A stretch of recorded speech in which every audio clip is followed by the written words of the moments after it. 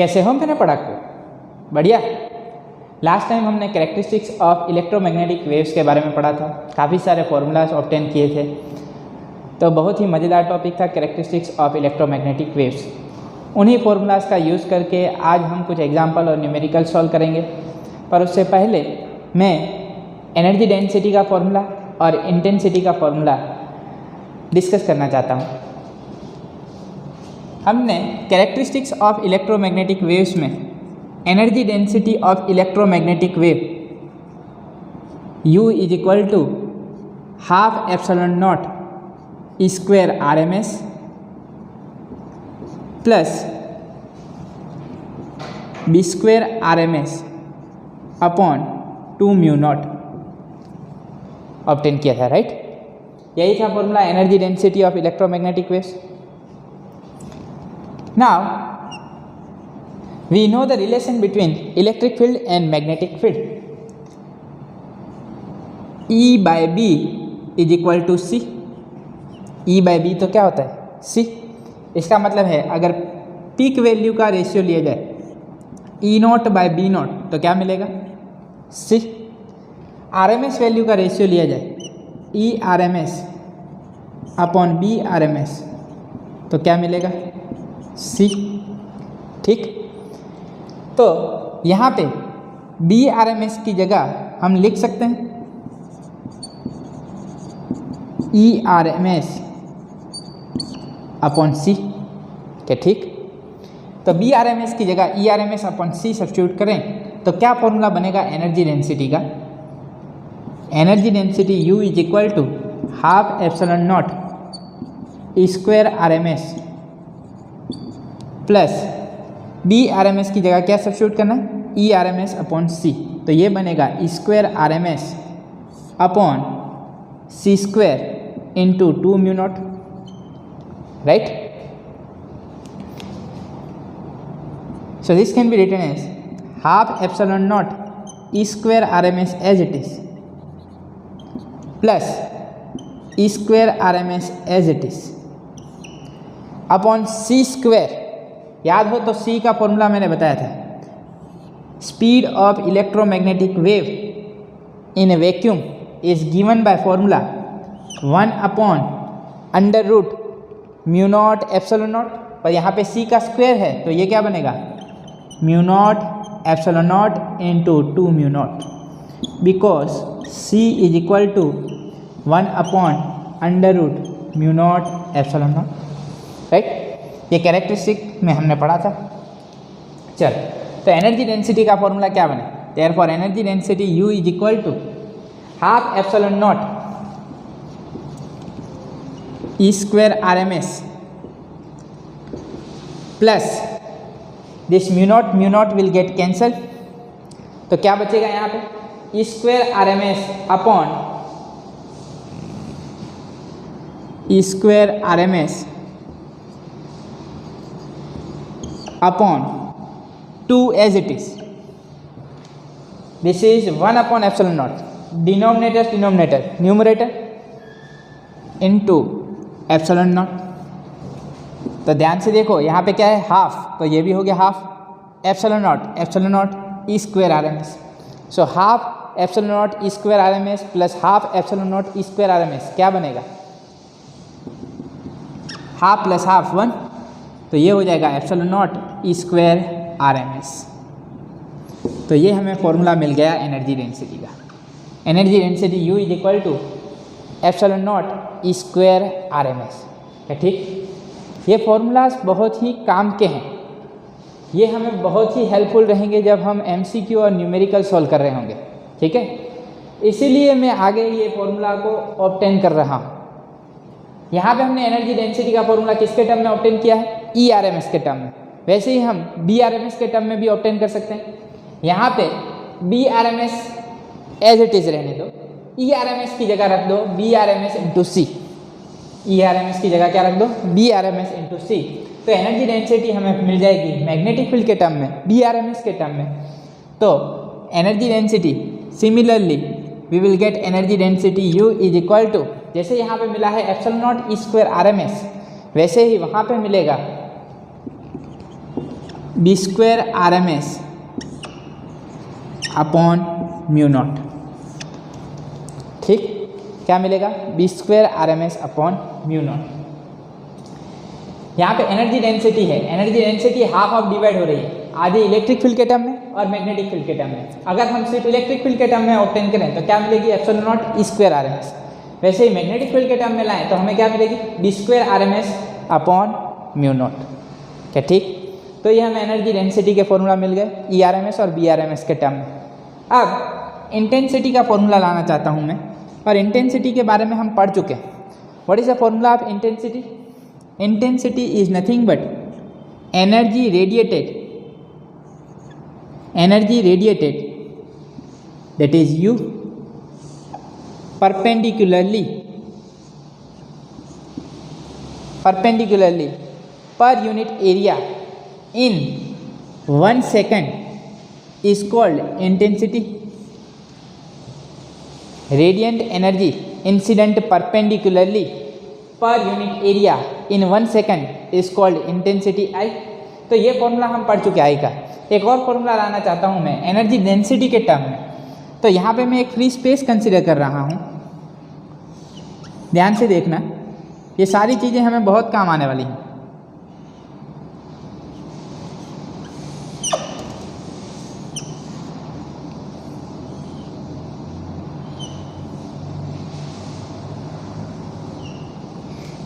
Here I have considered one rectangular space,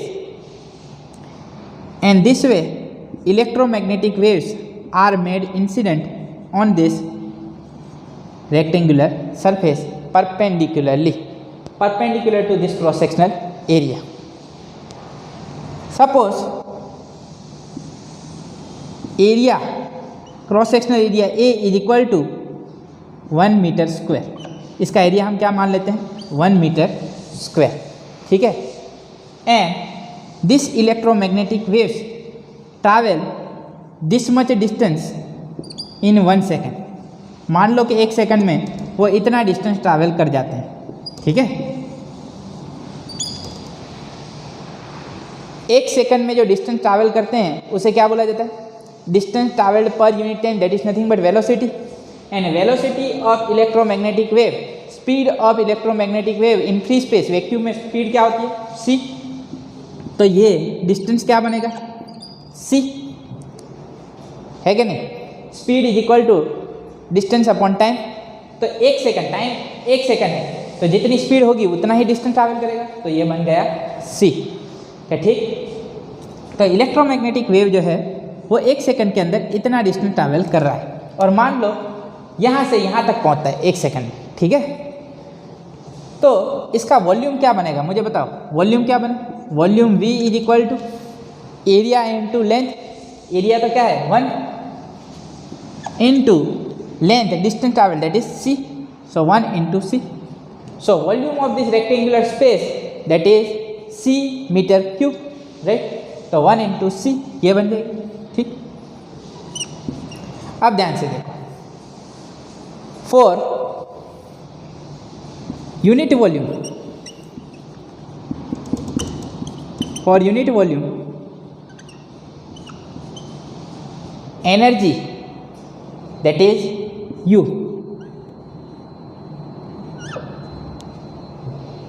energy density that is energy per unit volume. So per unit volume, what is the energy? That is U. For volume C, for volume C, what is the energy of electromagnetic wave? So for unit volume energy that is U, then energy for volume C will be nothing but U into C, right? U into C. Unit volume means 1 meter cube. For 1 meter cube volume energy that is U, then for volume C what will be the energy? U into C. Radiant energy per unit area in 1 second is called intensity. So this is nothing but intensity I. So formula of intensity I is equal to U into C. Intensity का formula क्या बन गया? I into C. ये formula भी बहुत काम आने वाला है। I is equal to you into C. Characteristics में हम नॉर्मली डायरेक्ट फॉर्मूला पढ़ चुके, पर ये भी फॉर्मूला है, मैं आपको डायरेक्टली भी बता सकता था, पर यहाँ पे हमने ऑब्टेन किया कि कैसे मिलेंगे, जिसका सीधा सीधा यूज़ किया जाता है एमसीक्यू और न्यूमेरिकल्स में। तो याद रखें, energy density U is equal to half epsilon naught E square R M S plus B square R M S upon 2 mu naught. E R M S के टर्म में फॉर्मूला चाहिए energy density का, तो क्या बनेगा epsilon naught E square R M S. B R M S के term में चाहिए तो energy density U is equal to B square R M S upon mu not. Same way intensity I is equal to u by a t. Energy per unit time joule per second, that is nothing but power watt. So इसका एक और formula बनाया था हमने, intensity is equal to power upon area, right. तो I is equal to power upon area भी बनेगा। एक और फॉर्मूला बन रहा है I is equal to you into c. तो इंटेंसिटी का फॉर्मूला यू इंटू सी, ये भी हमें बहुत काम आने वाला है, where you that is energy density into C, C that is speed of electromagnetic wave. तो यहाँ पे इंटेंसिटी के 3 फॉर्मूला याद रख लेने चाहिए। I is equal to u by t, I is equal to power upon area है, ठीक। लिखना है इतना, लिख लीजिए, फिर हम एग्जाम्पल सॉल्व करते हैं।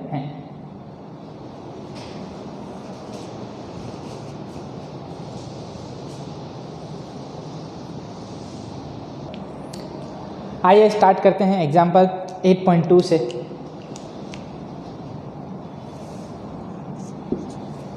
अब plane electromagnetic wave of frequency 25 megahertz. Electromagnetic wave की फ्रीक्वेंसी हमें दी हुई है, frequency F is equal to 25 megahertz, mega means 10⁶।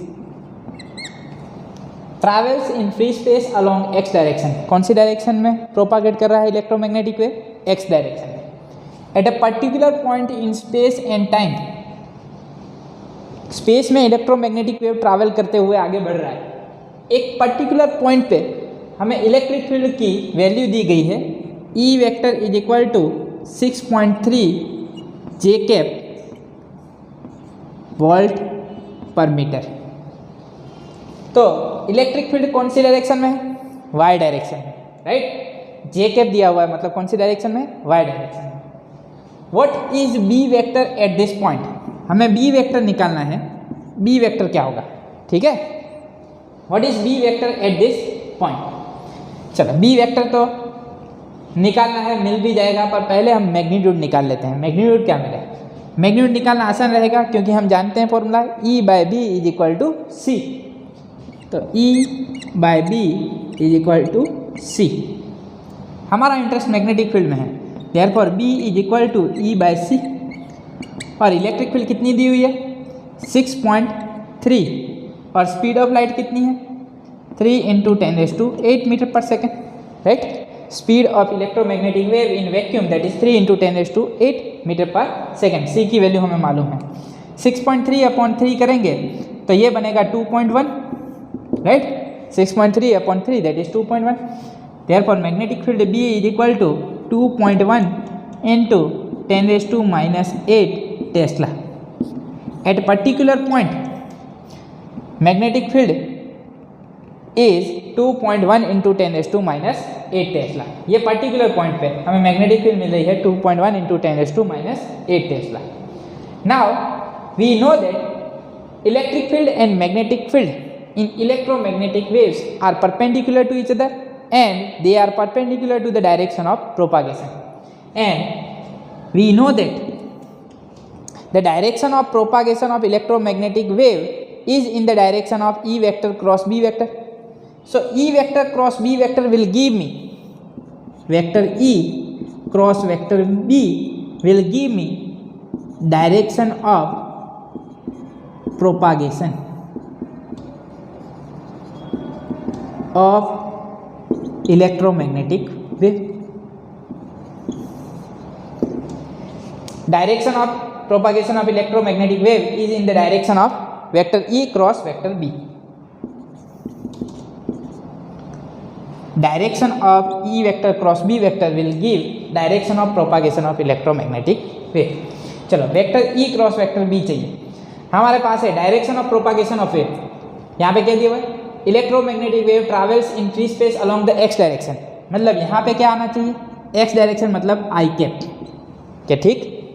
Vector E कौन सी डायरेक्शन में है, वाई डायरेक्शन में, मतलब जे कैप। जे कैप क्रॉस क्या करें तो हमें मिले आई कैप, जे क्रॉस के आई कैप, तो यहाँ पे क्या आना चाहिए, के कैप। तो वेक्टर बी क्या बनेगा, वेक्टर बी यहाँ पे ध्यान से देखो, वेक्टर बी मिल जाएगा, vector B is equal to magnitude है 2.1 इंटू 10⁻⁸। कौन सी डायरेक्शन में होना चाहिए मैग्नेटिक फील्ड, जेड डायरेक्शन में, 2.1 इंटू 10⁻⁸ के cap Tesla. So vector B at this point is 2.1 into 10⁻⁸ k cap Tesla, ठीक। तो ये हमें मैग्नेटिक फील्ड भी मिल गए, ठीक है। बहुत ही आसान सा एग्जाम्पल है, हमें कैरेक्टरिस्टिक्स ऑफ इलेक्ट्रोमैग्नेटिक वेव्स आनी चाहिए। अब सॉल्व करते हैं एक exercise numerical 8.3। What physical quantity is the same for X-rays of wavelength 10⁻⁻10 metre. हमें पहली चीज क्या दी हुई है, X ray, red light of wavelength, red light मतलब एक तरह की लाइट है, electromagnetic wave of wavelength 6800 angstrom, and radio waves of wavelength 500 metre. यहाँ पे जो तीनों चीज़ें दी गई हैं वो क्या है, electromagnetic wave.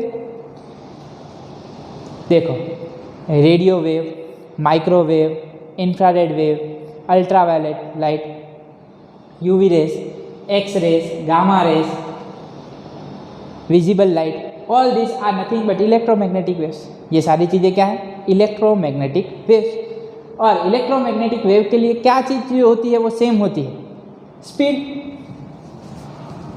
X ray, red light and radio wave,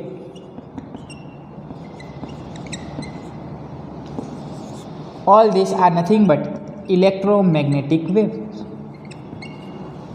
right? ये सब क्या है, इलेक्ट्रोमैग्नेटिक वेव। अगर ये इलेक्ट्रोमैग्नेटिक वेव है तो इलेक्ट्रोमैग्नेटिक वेव की जो स्पीड होती है वैक्यूम में वो कितनी होती है, that is nothing but c. So we can write here the speed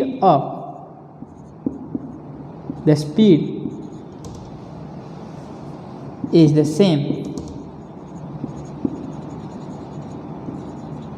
for all. The speed is the same for all. ये सबके लिए स्पीड सेम है, और वो स्पीड कितनी है, and that is nothing but c is equal to 3 into 10⁸ metre per second. इतनी speed रहेगी। Speed of X-ray, speed of red light and speed of radio wave in vacuum is same. The speed in vacuum, यहाँ पे लिख लेते हैं, speed in vacuum is the same for all. हाँ, यहाँ पे वैक्यूम कंसिडर करना होगा, तभी सबकी स्पीड कैसी होगी, same. The speed of electromagnetic wave in a vacuum is c. क्या ठीक। तो यहाँ पे कौन सी फिजिकल क्वांटिटी सेम है इन तीनों के लिए, the speed in vacuum is the same for X ray, red light and radio wave, and that is nothing but 3 into 10⁸ metre per second. यहाँ पे हमने सॉल्व कर लिए हैं एग्जाम्पल 8.2 और एक्सरसाइज न्यूमेरिकल 8.3। लिखना है, जल्दी से लिख लो।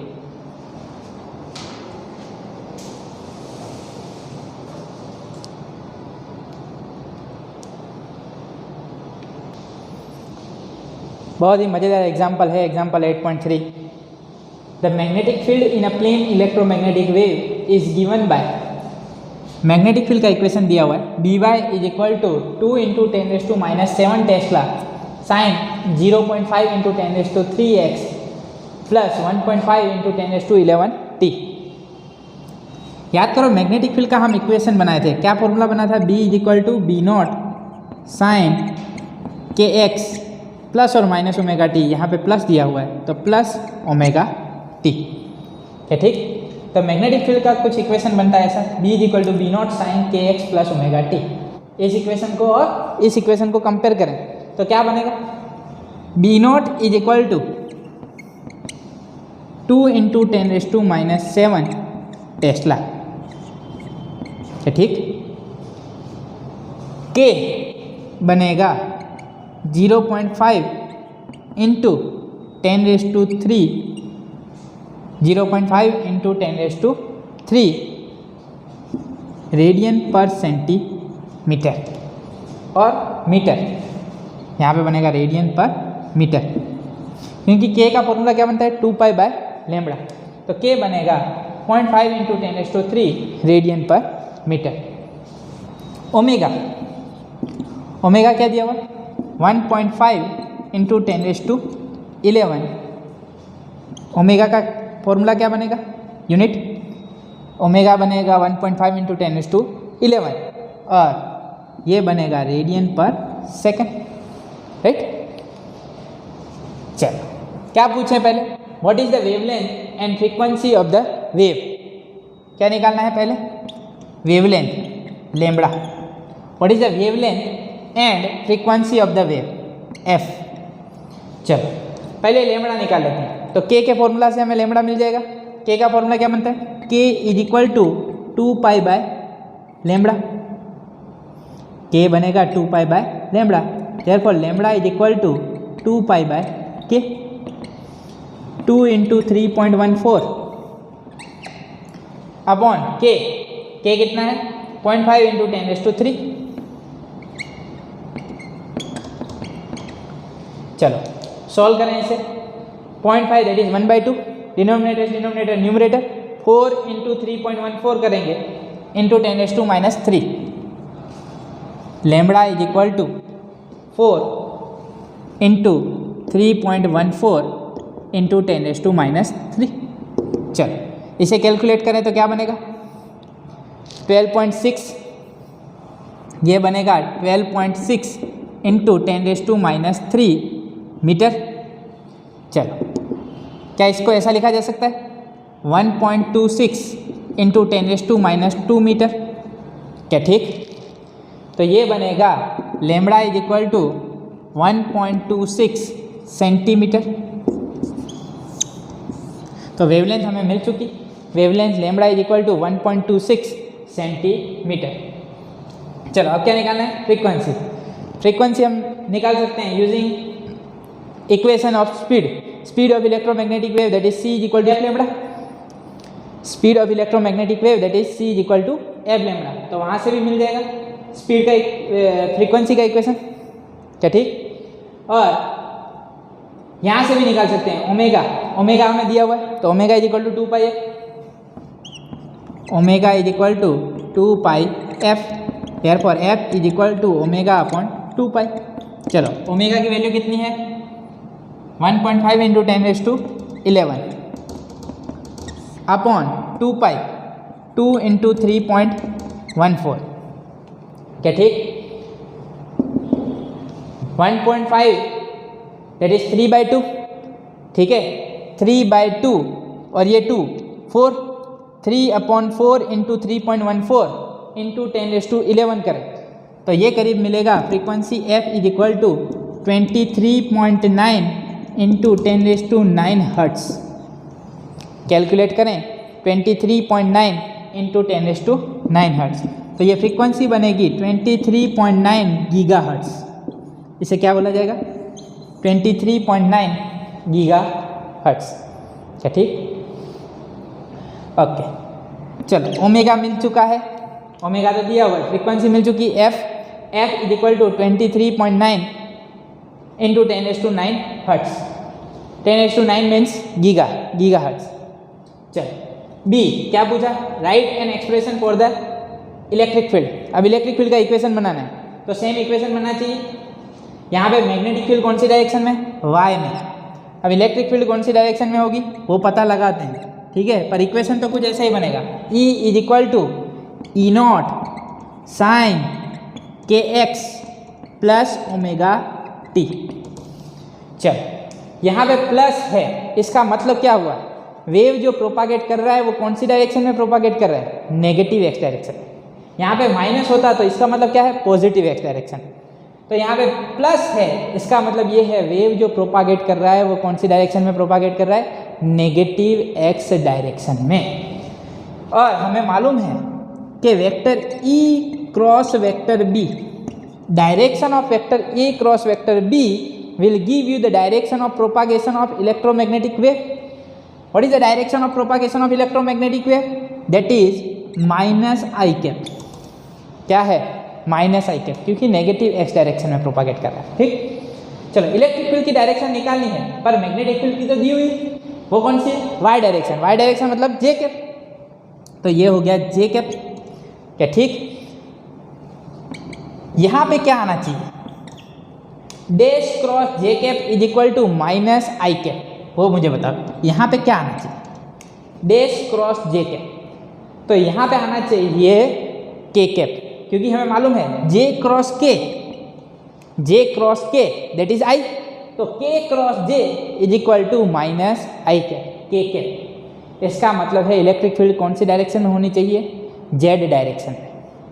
के कैप का मतलब क्या है? इलेक्ट्रिक फील्ड कौन सी डायरेक्शन में होनी चाहिए? जेड डायरेक्शन में।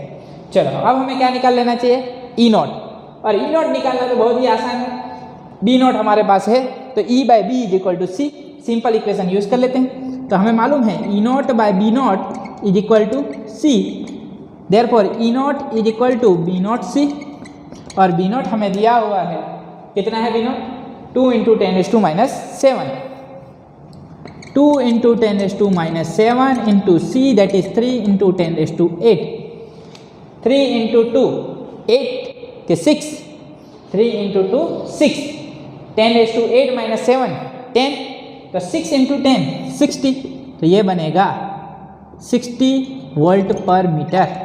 क्या ठीक? तो ई नॉट हमें मिल चुका है, ई नॉट की वैल्यू क्या बनेगी? 60 वोल्ट पर मीटर। यहाँ पे रख दें, इक्वेशन बन जाएगा। तो ये इक्वेशन बनेगा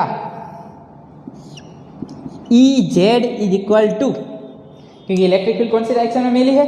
जेड डायरेक्शन में, तभी हमें यहाँ पे मिलेगा माइनस आई कैप। तो E Z is equal to E naught, that is 60 sine, यहाँ पे हम लिख सकते हैं 60 साइन के की वैल्यू क्या है? 0.5 into 10⁻³ 0.5 into 10⁻³ X plus 1.5 into 10⁻11 T. ये हो गया ई जेड का इक्वेशन। एक और चीज़ बाकी है, क्या? यूनिट। यूनिट क्या है इसका? वोल्ट पर मीटर, तो यहाँ पे लिखेंगे वोल्ट पर मीटर। क्या ठीक? तो E Z is equal to 60 sine 0.5 into 10⁻³ X plus 1.5 into 10⁻11 T, bracket close, volt per metre. क्या ठीक? तो ये बना इलेक्ट्रिक फील्ड का इक्वेशन। ये कौन सा पार्ट है? Part B, right an expression for the electric field. तो ये हो गया पार्ट बी। क्या ठीक? ये पार्ट ए का सॉल्यूशन और ये पार्ट बी का सॉल्यूशन। क्या मजेदार है एग्जाम्पल 8.3? आया कि नहीं? नहीं आया? आया? बढ़िया। सिंपल सी चीज़ें हैं। इलेक्ट्रिक फील्ड और मैग्नेटिक फील्ड का इक्वेशन हम जानते हैं। इलेक्ट्रोमैग्नेटिक वेव में कैसा इक्वेशन बनेगा, वही इक्वेशन हमें बनाना है, फिर कंपेयर करना है इक्वेशन को, फिर लैम्बडा निकालना है, फिर फ्रीक्वेंसी एफ मिल जाएगी, और फिर इलेक्ट्रिक फील्ड का इक्वेशन हम आसानी से बना सकते हैं। लिखना है? जल्दी से लिख लो।